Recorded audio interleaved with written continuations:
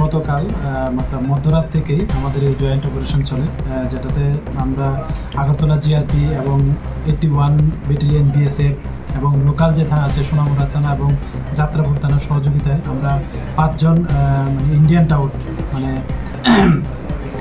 যারা মানব পাচারের সঙ্গে যুক্ত তাদেরকে আমরা গ্রেপ্তার করেছি। তারা অ্যাকচুয়ালি যারা আমাদের ইন্ডিয়ান বর্ডার ক্রস করে ইলিগালিভাবে যারা বাংলাদেশি নাগরিক আগরতলা রেল স্টেশনে আসে অবৈধ উপায়ে বাইরে যাওয়ার চেষ্টা করে, তাদেরকে হেল্প করতো এবং থাকা খাওয়ার ব্যবস্থা করতো।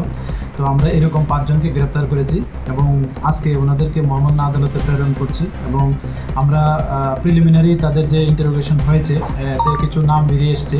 তো আমরা এগুলি আমাদের যে সিস্টার এজেন্সি আছে প্লাস বিএসএফের বিভিন্ন যে গোয়েন্দা ব্রাঞ্চ আছে ওদেরকেও আমরা শেয়ার করেছি। এখন পর্যন্ত যা পেয়েছি তো আমরা এগুলি খতিয়ে দেখছি এবং এগুলির সত্যতা যাচাই করে আমরা তাদেরকে আইডেন্টিফাই করে আমরা অবশ্যই তাদেরকেও আইনের আওতায় আনব। তো ওনাদের নাম একজন হলো জলিল মিয়া, অন্যজন হলেন মোহাম্মদ হাসান, ওনাদের বাড়ি দনপুর মাজাদি বাড়ির এলাকায় যা সোনামুড়া থানার অন্তর্গত, এবং অন্য 3 জন হলেন মনির হোসেন, জসিমউদ্দিন এবং আলমগীর হোসেন, তাদের বাড়ি বিরামপুর যা যাত্রাপুর থানার অন্তর্গত।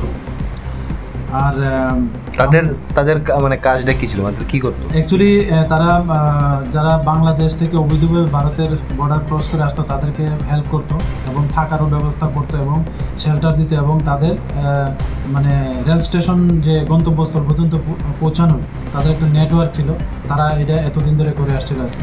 তো আমরা ওই মামলার সূত্র ধরেই তাদেরকে গ্রেপ্তার করা হয়েছে। তো আজকে আমরা তাদেরকে মহামান্য আদালতে প্রেরণ করছি এবং আমরা পুলিশ রিমান্ডও চেয়েছি।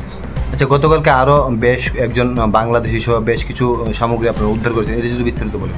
হ্যাঁ, গতকালকে আমরা একজন বাংলাদেশি নাগরিকও গ্রেপ্তার করেছি আমাদের আগরতলা রেল স্টেশন থেকে।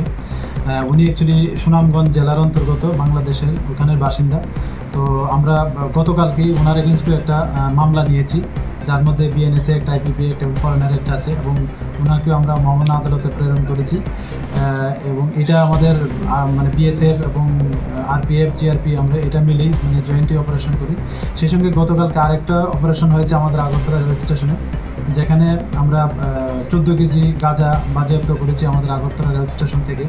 যদিও এটার মালিকানা আমরা এখনও পাইনি, তো আমরা এটার ইনকোয়ারি চলছে। তো আমরা দেখি যদি এটাতে কেউ বা কারা যুক্ত থাকে আমরা অবশ্যই তাদের আইনের আওতায়